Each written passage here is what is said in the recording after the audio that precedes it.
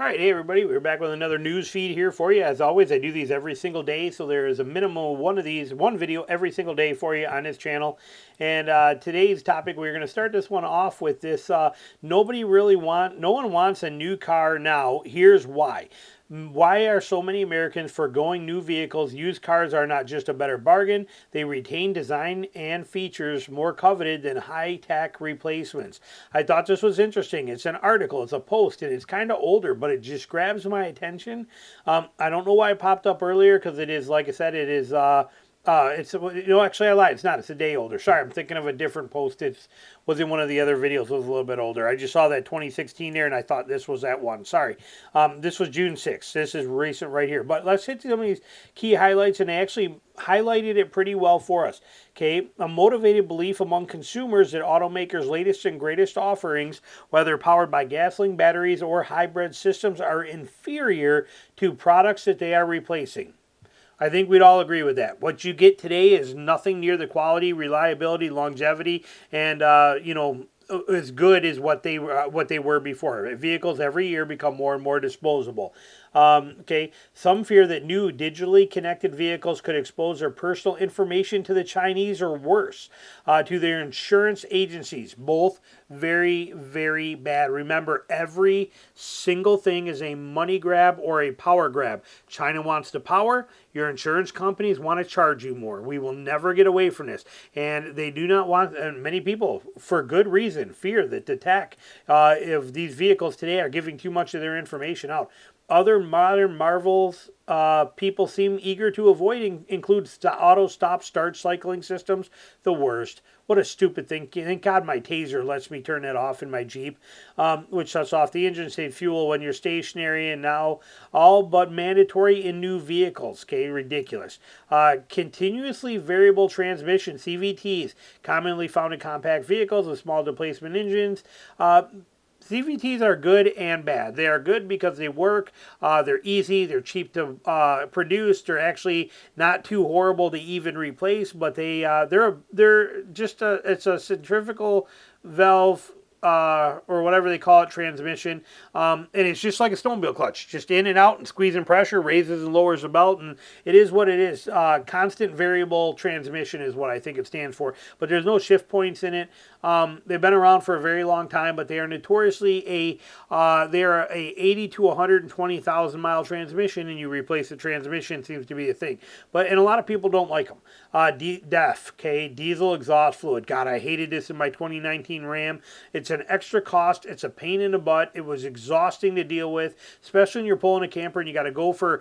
If I was going from my place in northern Michigan to my place in southeast Georgia, pulling our camper when we were coming down here, it would take me, I would have to buy 4 jugs of DEF to get down, use it while we were down here for a month, and then when we drove back. But I have to buy 4 jugs of this stuff to deal with this, and it takes up even a lot of space in the back of your truck when you're doing a trip like that. It's just exhausting.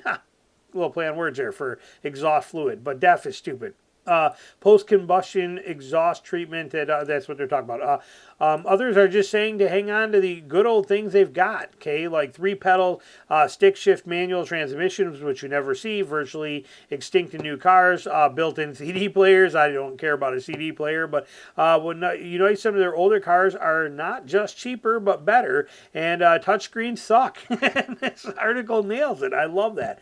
And then right here, name a new car, truck, SUV that is not as desirable as the design it replaces. Look at a 4Runner, look at the Tacoma, look at the Tundra.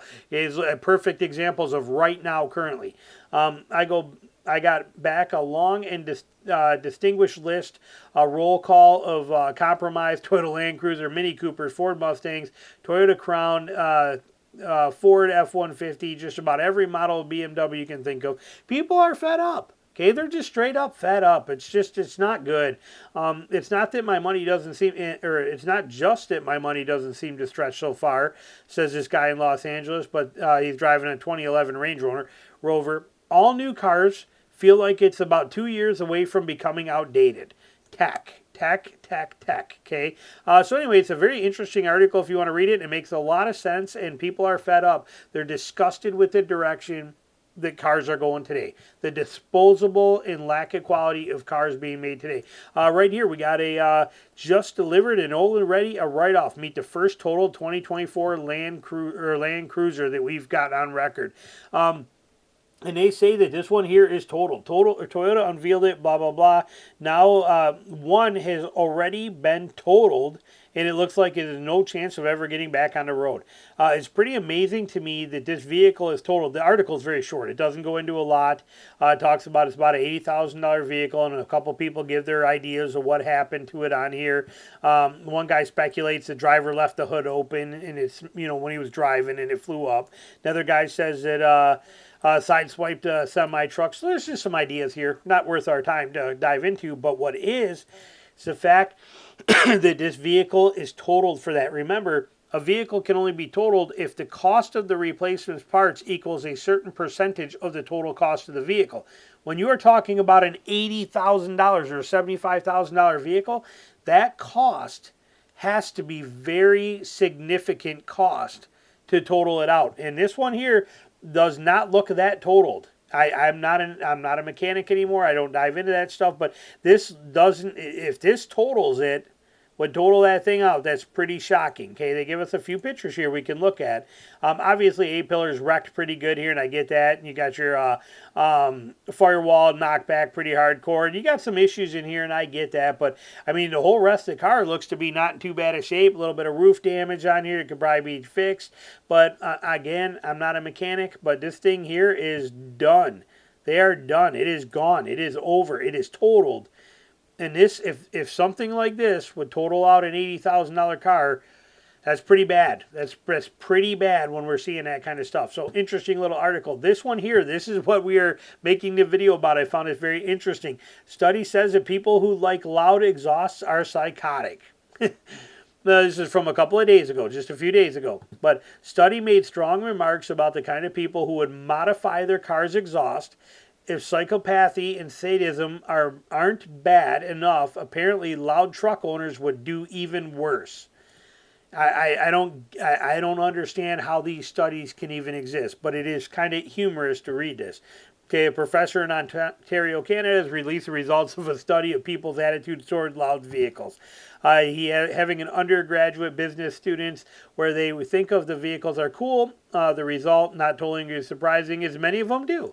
Okay, respondents also scored high on the psychopathy and sadism scale, but the study was only for cars. Truck and motorcycle owners, the study suggests, might even score worse. Interesting. Okay, like I said, short article here. A new study by West University exhaust. Odds are you're a guy. Okay, it says right here, if you've got a car with a modified exhaust systems, odds are you're a guy and probably also psychotic and sadistic. Slapping a cherry bomb glass pack on your Monte Carlo doesn't necessarily mean you're a Ted Bundy level psycho, but the data points to personality that enjoys inflicting unpleasantnesses onto others. The study, catchily titled, "A Desire for a Loud Car with a Modified Muffler is Predicted by Being a Man and Higher Scores on Psychopathy and Sadism," psychopathy, however you say it, stupid word, was commissioned by this professor, it's a girl, naturally, it's a girl that says this, who would think that, who heard many loud cars in London, Ontario, and was wondering what kind of person would want their exhaust to be louder than normal. She probably could have saved a lot of time by simply looking up Cadillac Escalade registration, but it's an interesting point in here. Now, I hate loud exhausts. I can't stand them. They bug me, and I don't think there's any purpose to them, but I don't think they're sadistic and psychotic. I think it's more of a look at me, I want to be noticed, I want to be seen, I want your attention. And there's nothing wrong with that kind of stuff, but I do hate hearing them. God, I can't stand listening to them. Maybe it's because I'm getting older. But anyway, there we go. That's going to end this episode for you, and you can figure out for yourself if you are psychotic or not, according to this study. And put the comments down below. What do you think about it? Let me know. Thanks for watching.